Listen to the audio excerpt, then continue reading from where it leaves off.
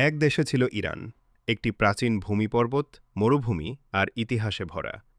সেই ভূমির মানুষ তাদের বিশ্বাস, সাহস আর ঐক্যকে খুব ভালোবাসত। তারা বলতো, আমাদের রাষ্ট্রের একটি সিংহ আছে, যে গর্জন করে না অহংকারে, বরং গর্জন করে ন্যায়ের পক্ষে।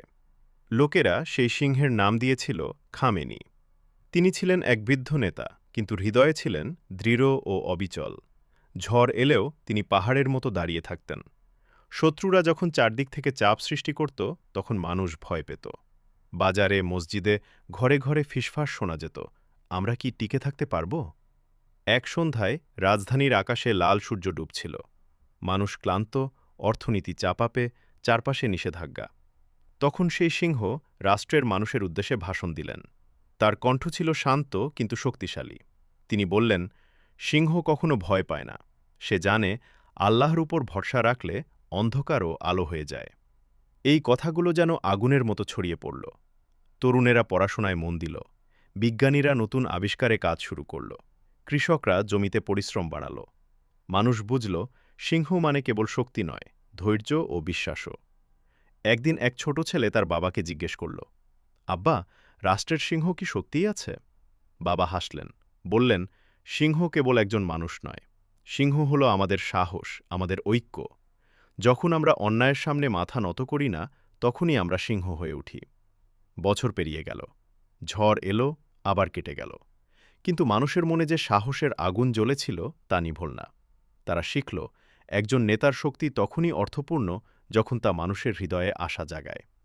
আর সেই প্রাচীন ভূমিতে আজও মানুষ গল্প করে, আমাদের রাষ্ট্রের সিংহ গর্জন করে অস্ত্র নিয়ে নয়, বরং বিশ্বাস, ধৈর্য আর আত্মমর্যাদার শক্তি নিয়ে।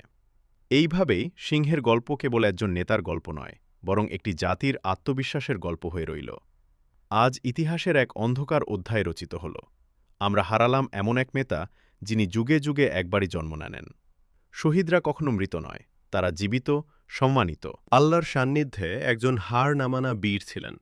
ইতিহাসে লেখা থাকবে, ৮৬ বছরের এক সিংহ কখনো কারো কাছে মাথা নত করেনি। এই যুদ্ধ আমি শুধু চেয়ারে বসে দেখছি। ইসরায়েল যদি মনে করে আমাকে হত্যা করলে তারা বিজয়ী, এটা তাদের ভুল।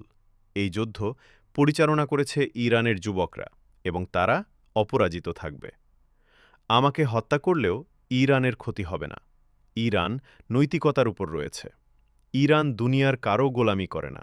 নিজেকে এমনভাবে প্রস্তুত করো, যাতে বিপদে কেউ সঙ্গ না দিলেও একাই শত্রুর মোকাবেলা করা যায়। যুদ্ধের ময়দানে পিঠ প্রদর্শন করা আমার রক্তে নেই। যদি আমাকে খুঁজতে হয়, তবে সেই রণক্ষেত্রে খুঁজো, যেখানে বাতিলের বিরুদ্ধে লড়াই করে ধুলোবালি আর রক্তে মিশে আছে আমার অস্তিত্ব। জয় অথবা শাহাদাত, এটাই মুমিনের লক্ষ্য। তুমি দেখিয়ে দিলে তুমি সিংহ মতো ছিলে। বিপদে পাশে কোনো বন্ধু ছিল না। ইতিহাস আপনাকে মনে রাখবে। একটা অধ্যায়ের সমাপ্তি। আয়াতুল্লাহ খোমেনির।